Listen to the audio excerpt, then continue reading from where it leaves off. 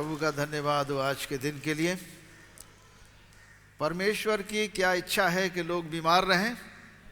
हैं? परमेश्वर की क्या इच्छा है? परमेश्वर की इच्छा है कि हर एक कोई तंदुरुस्त रहे, कोई रोगी और बीमार न रहे। अगर परमेश्वर की ये इच्छा न होती तो अस्पताल क्यों खोले जाते, डॉक्टर क्यों होते दुनिया में, क्यों हॉस्पिटल पे ध्यान दिया जाता, क्यों वैक्सीन आती? सब परमेश्वर की इच्छा के अधीन है कि मनुष्य बचाया जाए, मनुष्य तंदुरुस्त रहे। तो अस्पताल, डॉक्टर, वैक्सीन सब प्रभु यीशु मसीह की कृपा से ही है, सब उनकी दया से कि वो चाहते हैं कि मनुष्य तंदुरुस्त रहे, मनुष्य अच्छी हालत में रहे, बीमार रोगी न रहे। और परमेश्वर की अनंत इच्छा है कि मनुष्य आत्मा का भी चंगाई प्राप्त करे, केवल शरीर की नहीं, आत्मा की भी चंगाई प्राप्त करे। आत्मा की चंगाई कैसे प्राप्त कर सकता है मनुष्य? मनुष्य आत्मा की चंगाई प्राप्त कर सकता है कि परमेश्वर की आज्ञाओं को माने, परमेश्वर की आज्ञाओं के अनुसार अपने जीवन को बिताए। परमेश्वर की आज्ञा है कि मनुष्य पवित्र बने और हर बुराई से बचा रहे। परमेश्वर कभी भी अपवित्रता और अशुद्धता को पसंद नहीं करता।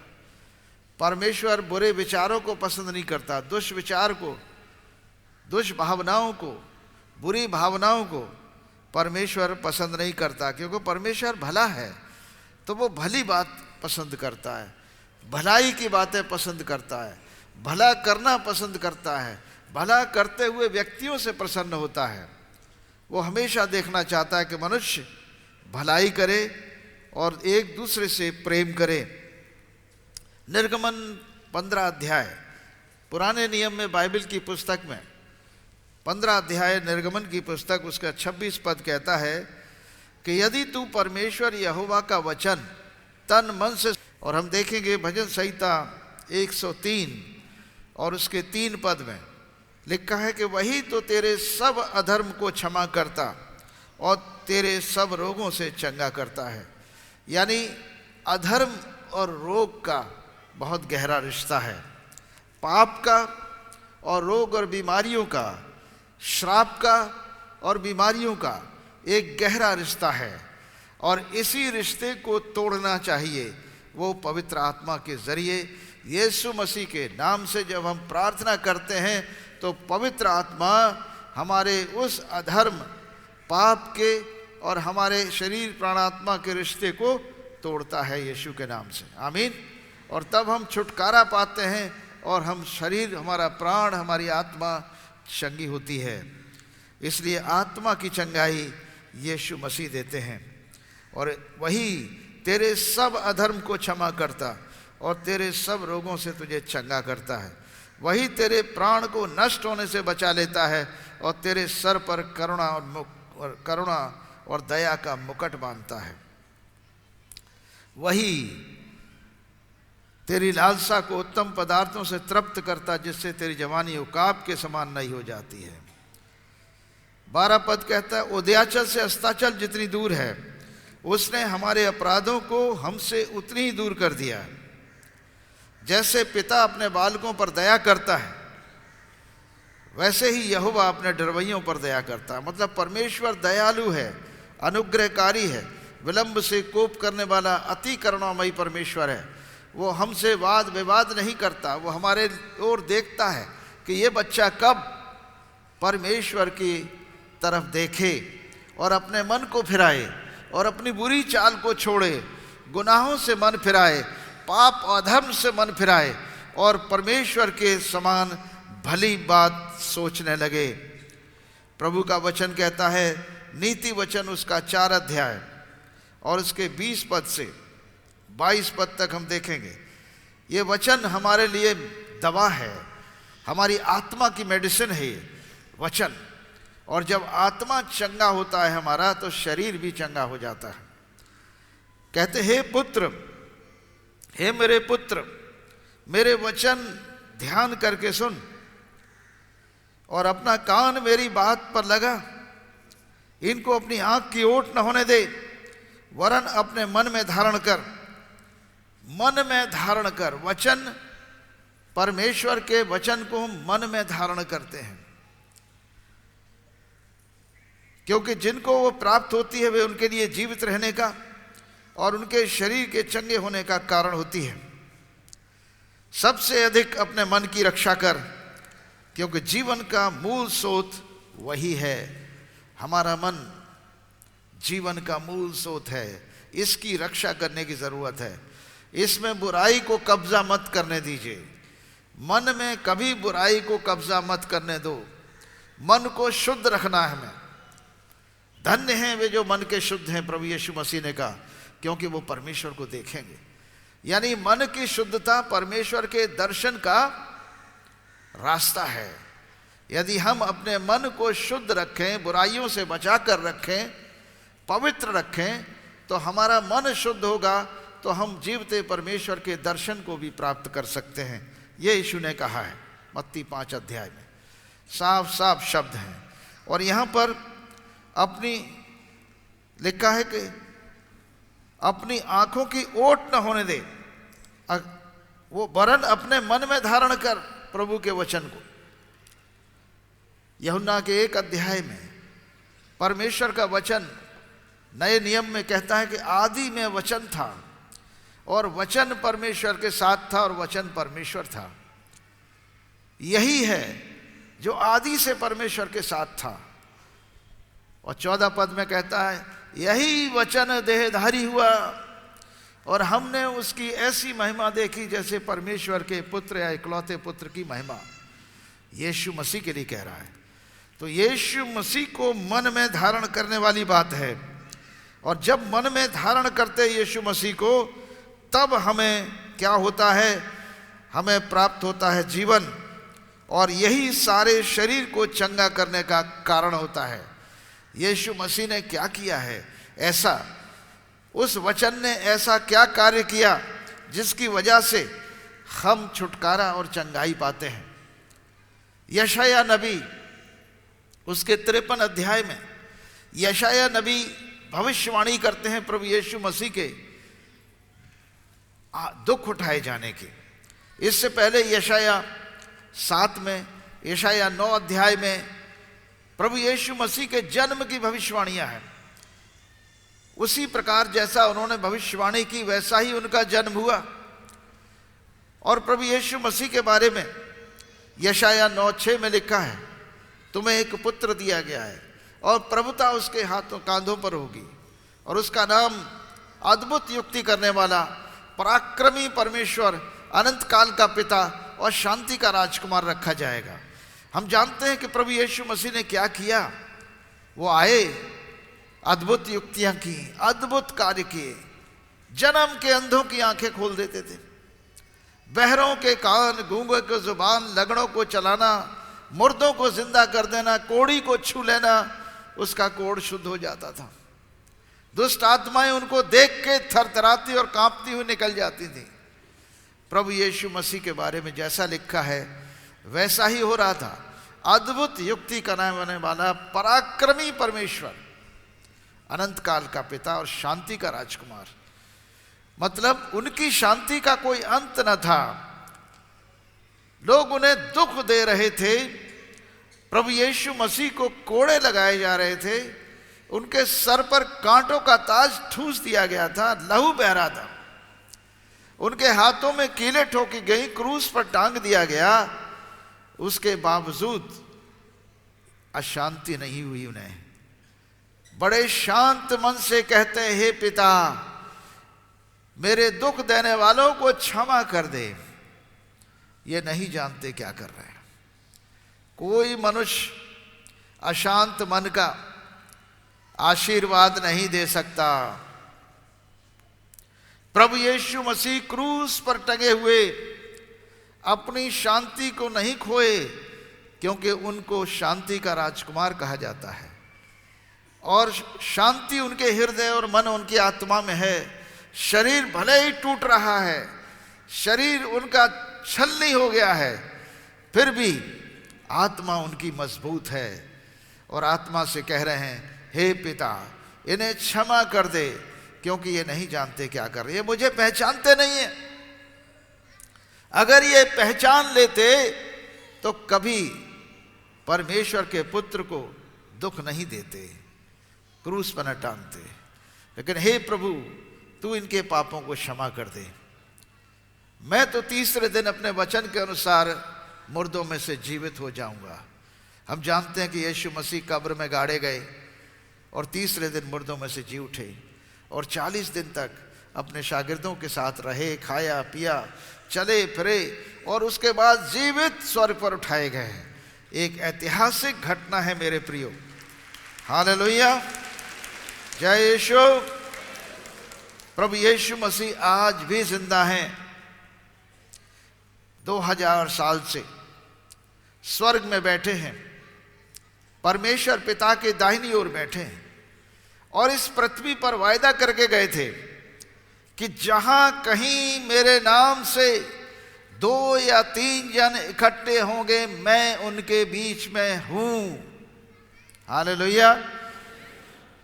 क्या यीशु के वचन पर विश्वास करते हैं आप?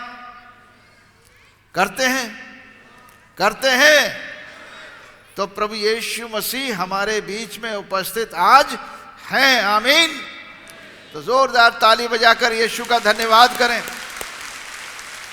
और उनकी उपस्थिति का ये चिन्ह है कि जो यीशु मसीह 2000 साल पहले कर रहे थे, यानी 2000 साल पहले क्या कर रहे थे? अंधों की आंखें खोलना, बहरों के कान, गूंगे को जुबान, लंगड़े को चलाना, रोगियों को चंगा करना, दुष्ट आत्माओं को निकालना, मुर्दों को जिंदा करना। प्रभु यीशु मसीह हमारे मध्य में आते हैं तो वही काम आज भी करते हैं। हालेलुया। कोई मनुष्य को चंगा नहीं कर सकता, परमेश्वर करता है। हालेलुया। केवल परमेश्वर करता है। और हमारा विश्वास ये है कि यीशु दरबार में प्रभु यीशु मसीह अपने वचन को पूरा करते हैं।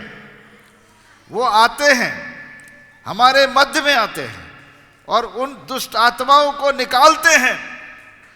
हम तो केवल बोलते हैं यीशु के नाम से दुष्ट आत्माएं निकल जाओ, और निकल जाती हैं। हम तो केवल बोलते हैं बीमार चंगे हो जाओ, हो जाते हैं। अंधी आंखें खुल जाओ, खुल जाती हैं। क्यों? हम तो बोलते हैं क्योंकि उसका वचन बोलते हैं हम, पूरा यीशु मसीह करता है। हालेलुया। पवित्र आत्मा को प्रभु यीशु मसीह ने पृथ्वी पर पहले से भेज दिया 2000 साल पहले, ताकि पवित्र आत्मा हमारा सहायक होकर हमें सत्य का ज्ञान दे, हमारे लिए सत्य की हमारी आंखें खोल दे कि हम सत्य को देख सकें और सत्य को ग्रहण कर सकें, और सत्य हमें पाप से, श्राप से और अनंत मृत्यु से स्वतंत्र कर सके। और ये सत्य कोई दूसरा नहीं, स्वयं प्रभु यीशु मसीह है। आमीन। अब हम देखते हैं कि यशाया नबी ने सब कुछ कहा यीशु के बारे में, और यशाया ने यह भी बताया कि यीशु मसीह परमेश्वर का पुत्र दुख उठाएगा। यशाया 53 और उसके 3 पद से हम पढ़ेंगे। वो तुच्छ जाना जाता और मनुष्यों का त्यागा हुआ, वो दुखी पुरुष था, रोग से उसकी जान पहचान थी और लोग उससे मुख फेर लेते थे। वो तुच्छ जाना जाता गया, हमने उसका मूल्य न जाना। जब यीशु को क्रूस पर टांगा गया, दुख दिया गया, तो उसे तुच्छ ही जाना लोगों ने। लेकिन परमेश्वर परमेश्वर है। वो ऐसा क्यों हुआ, इसका वर्णन यशाया नबी आगे चल के कर रहे हैं। निश्चय उसने हमारे रोगों को सह लिया, हमारे दुखों को उठा लिया, तो भी हमने उसे परमेश्वर का मारा कूटा और दुर्दशा में पड़ा हुआ समझा। परंतु वो हमारे ही अपराधों के कारण घायल किया गया। किसके कारण? हमारे अपराधों के। बोलिए, यीशु मसीह हमारे अपराधों के कारण घायल किया गया और हमारे ही अधर्म के कामों के कारण कुचला गया, क्रूस पर कुचला गया। हमारी शांति के लिए उस पर ताड़ना पड़ी कि उसके कोड़े खाए जाने से, बोलिए, उसके कोड़े खाए जाने से हम चंगे हो जाएं, हम चंगे हो जाएं। आमीन। प्रभु यीशु मसीह के कोड़े खाए जाने से हम चंगे होते हैं। यह अजीब बात है। अधर्म और पाप हमने अपनी देह में किए, अधर्म और पाप हमने अपनी देह से किए, हमने अपने हाथों से पाप किए। यीशु मसीह ने अपने हाथों में हमारे पाप का दंड सहकर अपने हाथों में कीलें ठुकवाई क्रूस पर। हमारे दिमाग में पाप की रचना हुई, यीशु के सर पर कांटों का ताज ठूंसा गया। हमारे पैर गुनाह के लिए दौड़े थे, बुराई करने को वेग से दौड़े थे। यीशु के पैरों में कीलें ठोकी गई क्रूस पर। हम पाप के बोझ से दबे थे, श्राप हमारे जीवनों में था। यीशु की पीठ पर कोड़े मारे गए 39, ताकि हमारे जीवन का श्राप टूट जाए, कर्सेस खत्म हो जाए और यीशु मसीह का लहू हमें सारे पापों से शुद्ध कर दे। क्योंकि बिना लहू बहाए छुटकारा नहीं हो सकता। पुराने जमाने से इस बात की रीति चली आ रही थी। मनुष्य गुनाह करता था, जानवरों पर कुर्बानियां होती थी, जानवरों की कुर्बानियां उनका लहू बहाया करते थे, उसके लहू को अपने ऊपर छिड़क कर अपने को शुद्ध किया करते थे जानवरों की कुर्बानी से। लेकिन 2000 साल से उसी मंदिर में जो यरूशलेम का था, वहां कोई कुर्बानी नहीं होती। केवल एक कुर्बानी हुई थी, परमेश्वर के पुत्र यीशु मसीह की, जिसने क्रूस पर अपने आप को पूरी दुनिया के लिए कुर्बान किया, पूरे जगत के लिए कुर्बान किया। इसलिए जीव जंतु जानवरों की कुर्बानियों से अब हमारा छुटकारा नहीं होगा। हमारा छुटकारा हमारे पापों से, श्रापों से, मृत्यु से, उस अनंत आग से, श्रापित जीवन से हमारा छुटकारा यीशु मसीह के लहू से होगा। क्योंकि यीशु ने ये कुर्बानी सारे मानव जाति के लिए दी है। इसलिए यूहन्ना बपतिस्मा देने वाले ने प्रभु यीशु मसीह की बड़ी गवाही दी। जब उन्हें देखा तो कहने लगा, यही है परमेश्वर का मेमना, यही है परमेश्वर का मेमना, जगत का पाप उठाए लिए जाता है। यीशु के लिए कहा उसने, परमेश्वर का मेमना, मेमना, हालेलुया, मेमना। मेमना कुर्बान किया जाता था पहले। मेमने की कुर्बानियां होती थी अपने गुनाहों के लिए, अपने पापों के लिए। लेकिन ये मेमने की कुर्बानियां उस यरूशलेम में पूरे तरीके से बंद हो गईं। अब कहीं उस मंदिर में कुर्बानियां नहीं दिखती। ये कुर्बानियां यीशु की कुर्बानी के बाद समाप्त हो गई। क्योंकि यीशु मसीह ने संपूर्ण मानव जाति के लिए, पूरी पृथ्वी के लिए, सारे कुलों के लिए ये बड़ी कुर्बानी दे दी है। अब हमें क्या करना है? केवल विश्वास, केवल विश्वास। यीशु की इस बड़ी कुर्बानी पर विश्वास करना है कि हम धन्यवाद करें हे, और हमें केवल विश्वास करने की आवश्यकता है। केवल विश्वास, केवल विश्वास, केवल विश्वास और कुछ नहीं। और विश्वास करने से ही हमारा छुटकारा होता है। प्रभु का वचन यूहन्ना 3:16 में कहता है कि परमेश्वर ने जगत से ऐसा प्रेम रखा कि उसने अपना इकलौता पुत्र दे दिया, ताकि जो कोई भी मनुष्य क्यों ना हो, किसी भी भाषा बोलने वाला, किसी भी जाति और किसी भी धर्म का हो, किसी भी देश और किसी भी कुल का हो, जो कोई उस पर विश्वास करेगा वो नाश न होगा परंतु अनंत जीवन पाएगा। यीशु अनंत जीवन देने के लिए स्वर्ग से पृथ्वी पर मनुष्य बनकर आए हैं। और आज भी उनके स्वर्ग राज्य का प्रचार इस पृथ्वी पर 2000 साल से हो रहा है।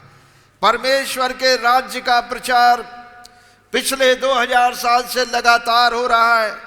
और हम भी परमेश्वर के राज्य को जब पाए हैं, जैसा कि मत्ती रचित सुसमाचार उसके 6 अध्याय उसके 33 पद में लिखा है कि सबसे पहले तुम परमेश्वर के राज्य और उसके धर्म की खोज करो तो बाकी सारी वस्तुएं तुम्हें मिल जाएंगी।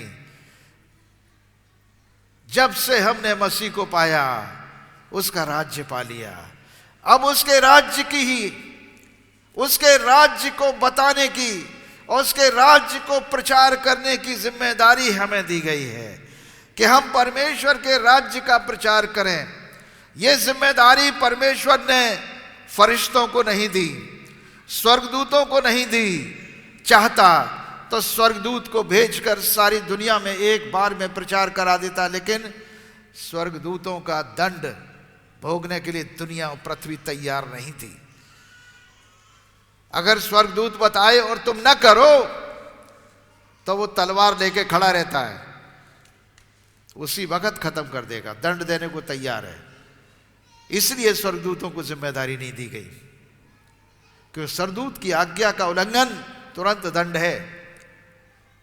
जकरिया यूहन्ना बपतिस्मा देने वाले का पिता है। यूहन्ना के पहले अध्याय में पाया जाता जकरिया का जिक्र है। जकरिया जो है यूहन्ना बपतिस्मा देने वाले का पिता है, और लूका नबी की किताब उसके 1 अध्याय में उसका जिक्र है। जकरिया मंदिर में सेवा कर रहा है यरूशलेम में, और वहाँ पर उसे स्वर्गदूत के दर्शन मिलते हैं और जिब्राइल आकर उससे बातें करता है और कहता है मैं जिब्राइल हूँ, परमेश्वर के सामने खड़ा करता हूँ और मैं तुझसे बातें करने के लिए और तुझे सुसमाचार सुनाने के लिए भेजा गया हूँ। देख जिस दिन से ये बातें पूरी न हो जाएं। इसने क्या कहा? जिब्राइल ने उससे कहा कि देख तेरे एक पुत्र होगा, हे जकरिया भयभीत न हो, क्योंकि तेरी प्रार्थना सुन ली गई है। तेरी इलिशबा जो पत्नी है उसके एक पुत्र होगा, तू उसका नाम यूहन्ना रखना। तुझे आनंद हर्ष होगा, बहुत लोग उसके जन्म के कारण आनंदित होंगे। वो दाखरस और मदिरा नहीं पिएगा, अपनी माता के गर्भ से पवित्र आत्मा से परिपूर्ण हो जाएगा। ये घबरा गया और पूछने लगा मैं तो बहुत बूढ़ा हूँ, ये कैसे हो जाएगा?